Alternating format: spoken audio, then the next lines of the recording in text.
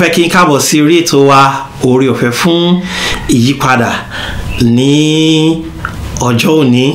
A dúpẹ́ lọ́wọ́ Ọlọ́run fún àwọn ìrànlọ́wọ́ rẹ̀ tí àwọn ọ̀rọ̀ Ọlọ́run tó ti jáde láti ẹnu àwọn ìránṣẹ́ rẹ̀ gbogbo tí a ti pè wá sí orí ètò yìí. A dúpẹ́ pàápàá jùlọ fún oníwàásù ẹni ọ̀wọ̀ Samuel Tèmítọ́pẹ́ Àkàndé láti Ògbómọ̀ṣọ́ àti bàbá wa ẹni ọ̀wọ̀ Timothy Ọládìméjì Òjó náà láti Faith Baptist Church ní Ògbómọ̀ṣọ́. Mo fẹ́ rán wa létí pé nípa oore ọ̀fẹ́ Ọlọ́run ní inú oṣù kejì ọdún tí a wà yìí ní gbogbo ọjọ́ ìsinmi tó wà nínú oṣù náà tí í ṣe ọjọ́ ìsinmi mẹ́rin ọ̀tọ̀ọ̀tọ̀ ni yóò jẹ́ oṣù àjọ̀dún ìjọ Faith Baptist Church ní Stadium area ní Ògbómọ̀ṣọ́. Ní ọ̀sẹ̀ kìíní a ó ní oníwàásù láti ilẹ̀ Amẹ́ríkà àjínrere Don Wattenberger àti ní ọ̀sẹ̀ kejì a ní àlùfáà Timothy Òjó ní Timothy Adésínà. Ní ọ̀sẹ̀ kẹta nípa oore ọ̀fẹ́ Ọlọ́run èmi náà wà níbẹ̀ ní gbogbo láàárọ̀ àti nírọ̀lẹ́ ọjọ́ ìsinmi. Ní ọ̀sẹ̀ kẹrin pẹ̀lú oníwàásù kan náà yóò tún wà níbẹ̀ pẹ̀lú wa. Ẹ jẹ́ ká rí pé gbogbo àtàwà l'Ógbómọ̀ṣọ́ abẹ́ ìjọ Faith Baptist Church wọ̀ aago 9:30 ní òwúrọ̀ ní ìsìn wa máa ń bẹ̀rẹ̀ a sì máa ń parí ìsìn náà níbi dédé aago 12. Àkókò òtítọ́ ọ̀rọ̀ Ọlọ́run nírọ̀lẹ́ gbogbo ọjọ́ ìsinmi yẹn aago 5 sí aago 6 ni.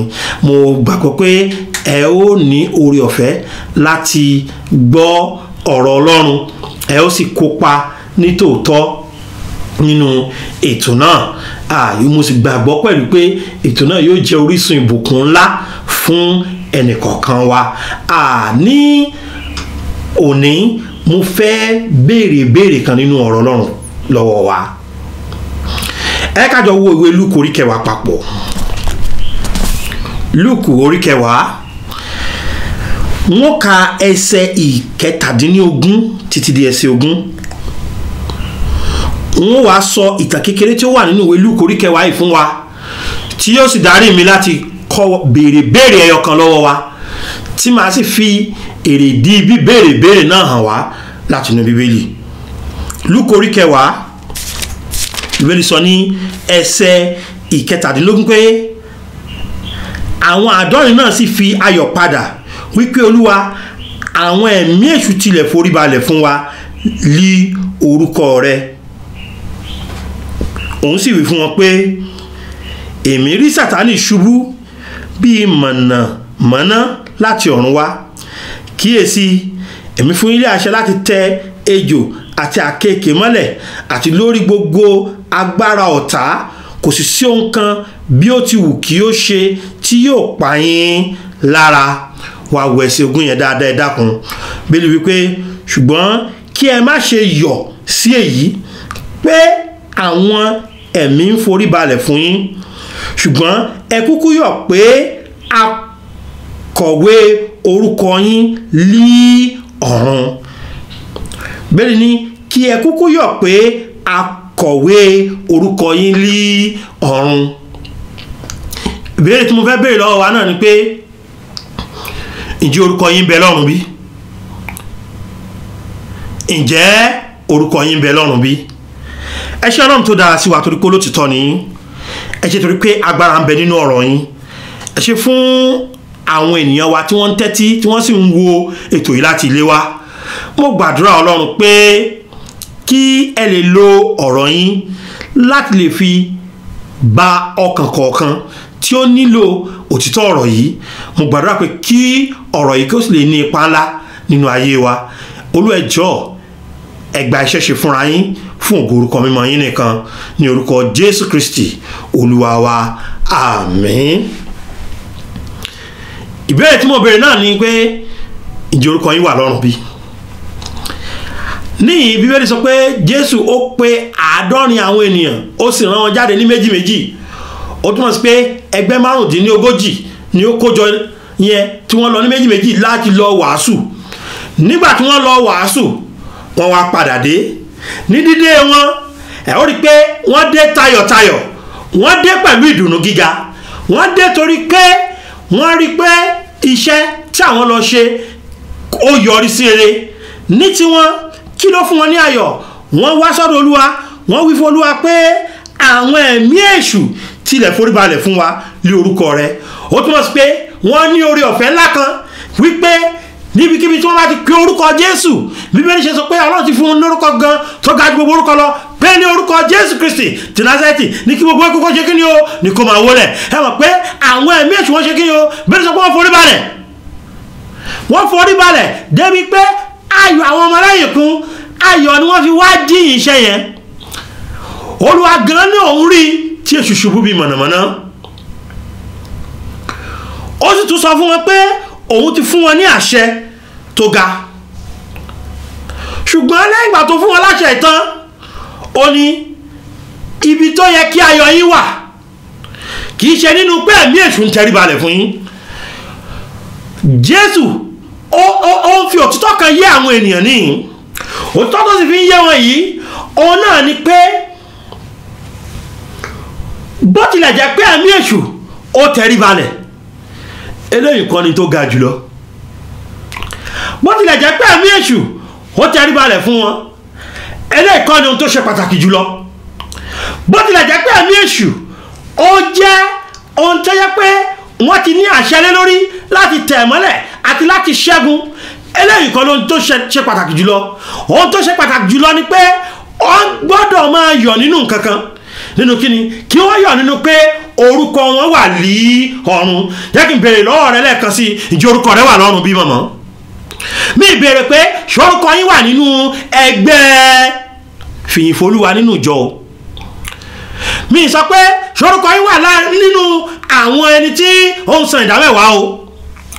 Mi ò sọ pé bàbá mi tẹ́ ń gbọ́ mi nínú ilé lónìí, mi ò sọ pé ṣorúkọ yín wà nínú ẹgbẹ́ ìràwọ̀ òwúrọ̀.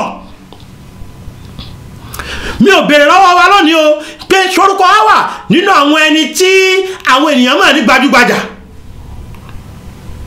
Mi sọ pé ṣorúkọ yín wà nínú ẹgbẹ́ òṣèlú kan. Mi sọ pé ṣorúkọ yín wà nínú ìjọ kan. Mi sọ pé ṣorúkọ yín wà nínú ipò kan. Orúkọ àwọn èèyàn máa wà lára àwọn àga wàásù tí wọ́n sọ pé bàbá ìjọba yìí. Orúkọ àwọn èèyàn máa wà lórí àwọn àga tí wọ́n bá pèsè fúnjọ, tí wọ́n bá yọ̀ǹda fúnjọ pé àwọn rà fún ìjọ Ọlọ́run, wọ́n kọ orúkọ pé bàbá ẹgbẹ́ báyìí. Orúkọ èèyàn lè wà lórí àga. Orúkọ èèyàn lè wà lórí àga wàásù.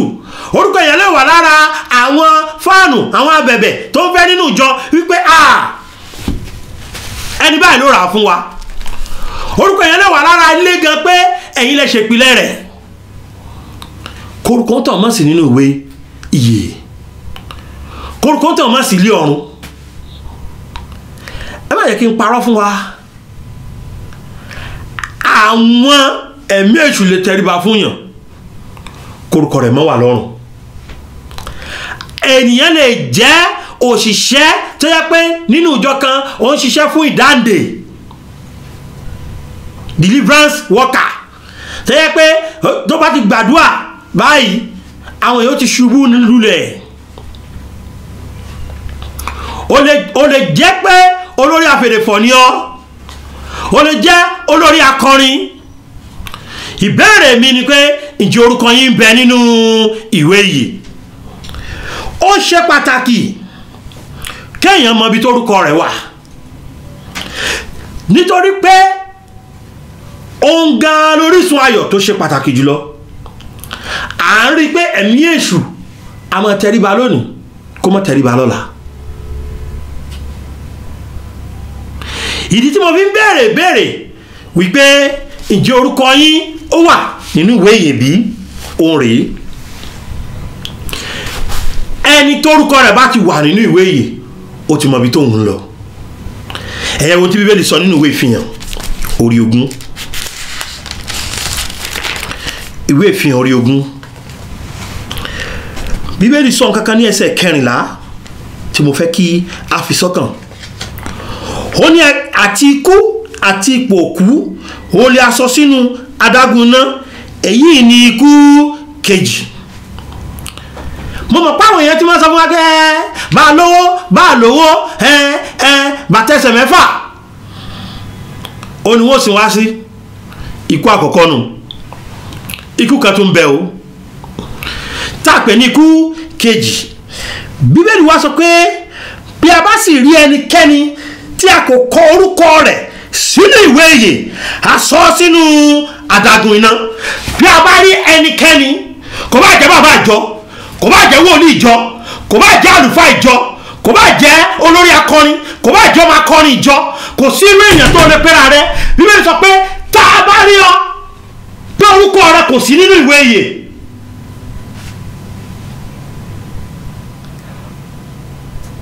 gbogbo ayé ò bá mọ̀ ọ́, ò bá máa ṣiṣẹ́ ìyanu lọ́sàn-án lóru,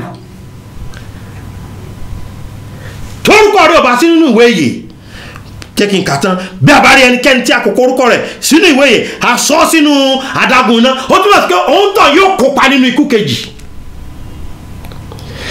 Mo tún tún ibi lẹ́ẹ̀kan sí ẹ̀yin ènìyàn, ǹjẹ́ orúkọ yín bẹ nínú ìwé ìyè bí?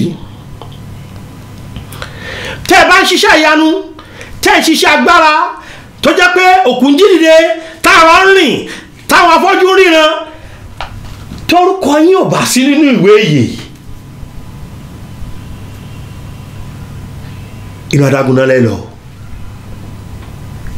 Mi ò fẹ́ kẹ́ ẹ lọ sádágún náà o, ẹ̀yin ènìyàn Ọlọ́run. Kò wù mí kẹ́ ẹ lọ sádágún náà rárá o.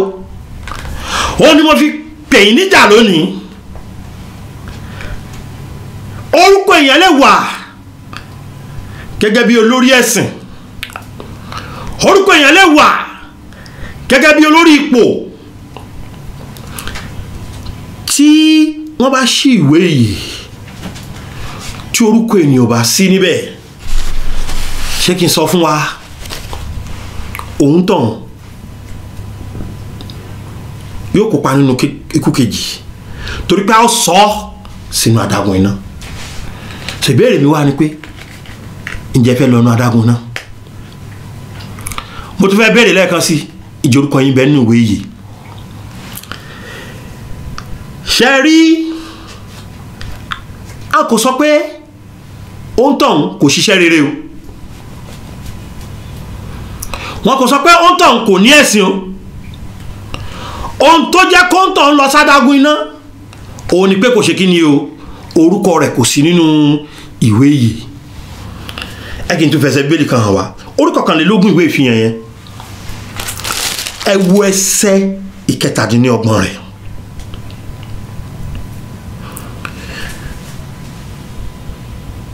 Bíbélì sọ pé ní orí 21 ẹsẹ̀ 17, ó ní ohun aláìmọ́kàn kì yóò sì wọ inú rẹ̀ rárá, tàbí ohun tí ń ṣiṣẹ́ ìríra àti èké, bí kò ṣe àwọn tí a kọ sínú ìwé ìyè ọ̀dọ́ àgùntàn. Kí ló mú yàn lọ sọ́run? Kórúkọ èèyàn wà nínú inú ìwé yìí. Torúkọ èèyàn bá ti sínú ìwé yìí, kò síbi tórúkọ rẹ̀ wà tí yóò ní ipa rere. Ó lè ní ipa rere láyé, ó lè ní ipa rere lójú àwọn ènìyàn, ìgbà níwájú Ọlọ́run ohun tí wọ́n máa wá ni pé ṣé orúkọ yín wà nínú ìwé yìí?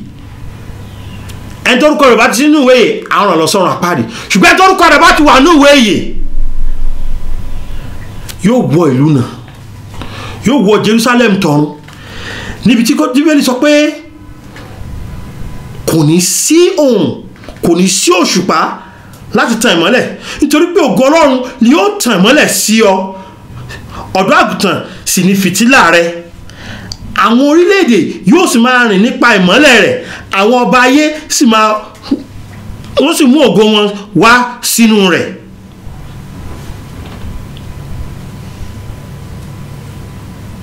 Bẹ́ẹ̀ sọ pé a kì yóò sí àwọn ẹnu bodè rẹ̀ rárá ní ọ̀sán, nítorí kì yóò sí òru níbẹ̀.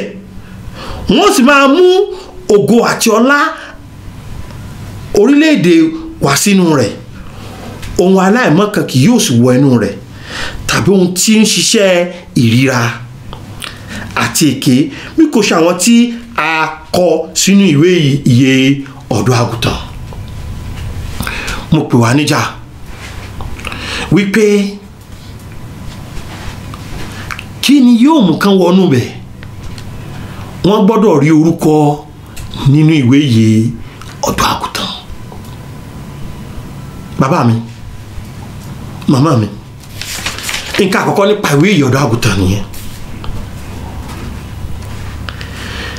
Tẹ́nìyàn bá ti mọ̀ pé orúkọ ń wà nínú ìwé ìyè ọ̀dọ́ àgùntàn, kókó tí ó lè wà níbẹ̀ náà ni pé èyí tí Jésù ní yóò ní yẹn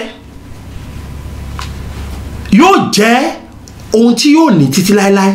Kí ni Jésù yóò ní ayọ̀ ayérayé. Ǹjẹ́ ìmọ̀ tí yóò fi ní ayọ̀ ayérayé? Nítorí pé ohun tí wọ́n fi ń kọ orúkọ sínú ìwé ìyè kì í ṣe ohun tá a lè parẹ́.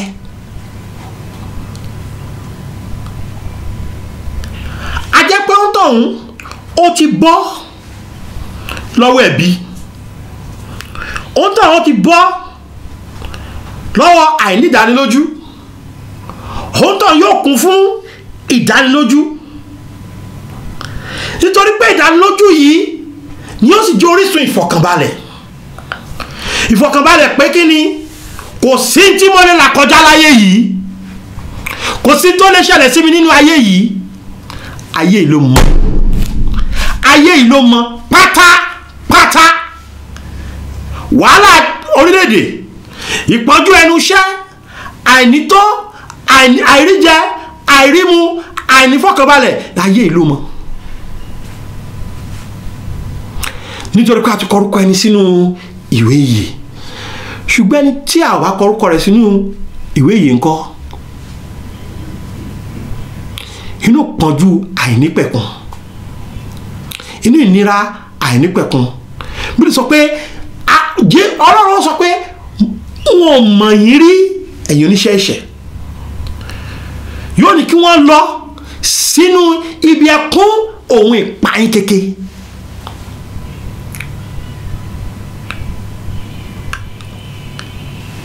Ìwé ìyè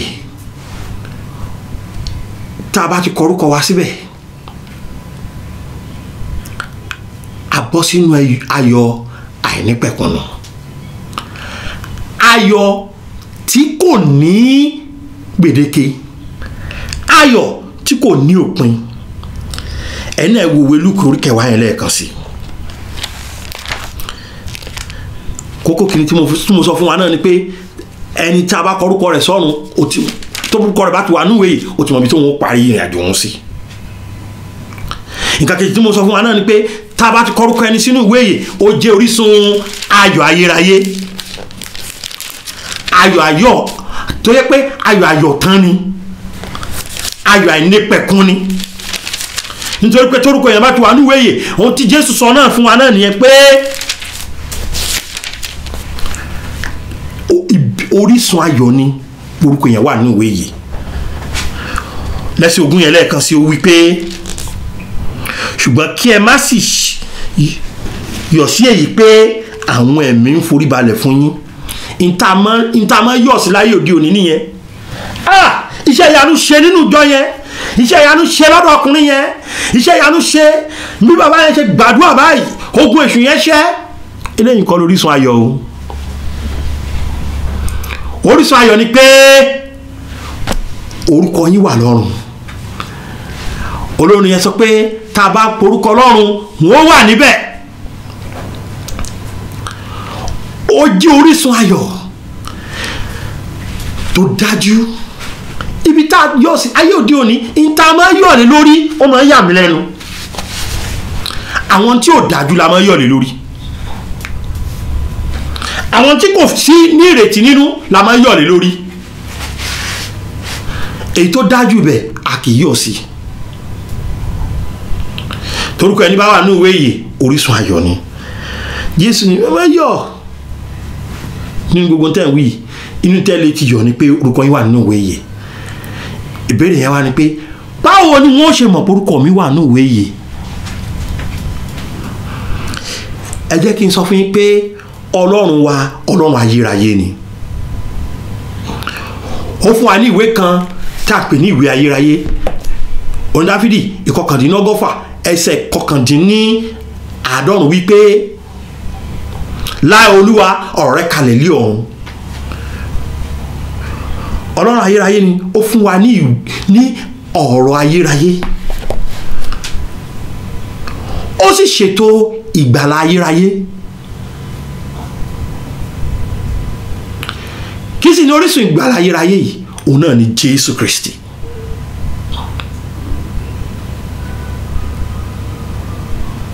Bíbélì pè Jésù ní ọba ayérayé,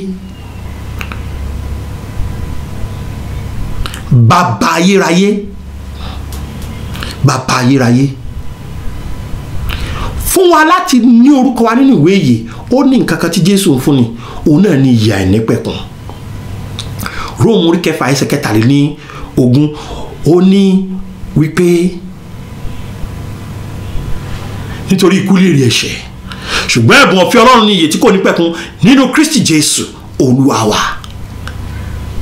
Ìyè ayérayé yìí, ìyè àìnípẹ̀kun yìí, ẹni tó bá ti ní, òun ni orúkọ rẹ̀ wà nínú ìwé yìí. Ìwé Jòhánù kìíní orí 5 ẹsẹ̀ 11 ni wọ́n parí sí. Jòhánù kìíní orí 5 ẹsẹ̀ 11. Bíbélì wípé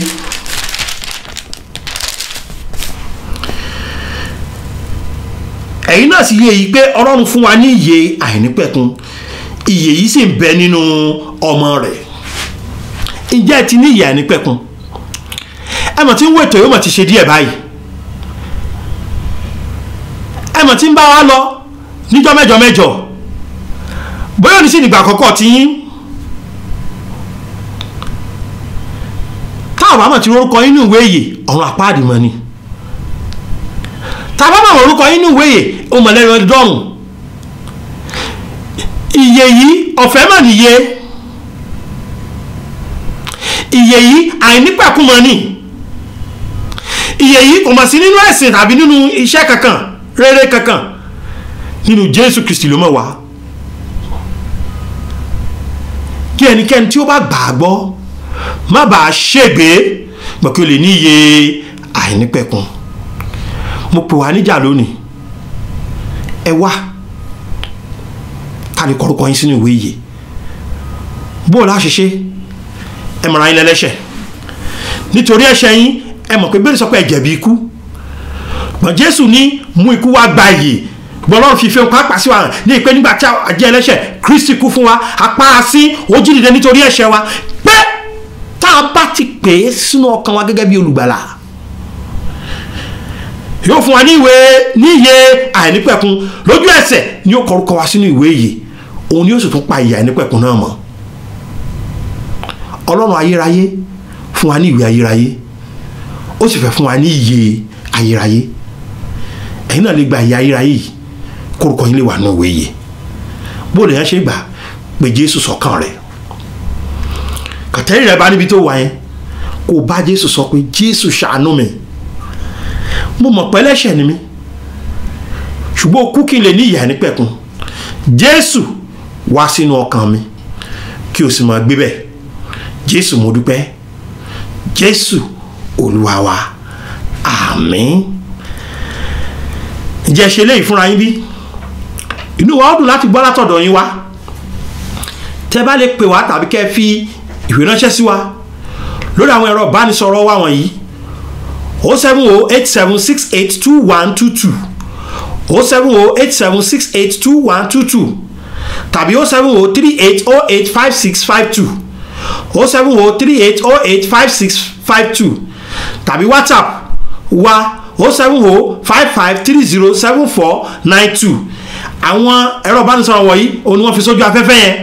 Mo fẹ́ kí a fi sọ́kàn o, orúkọ wa tí ò bá ti dé ní ìwé yìí, ẹ nílò kẹ́ ẹ gba Jésù lónìí.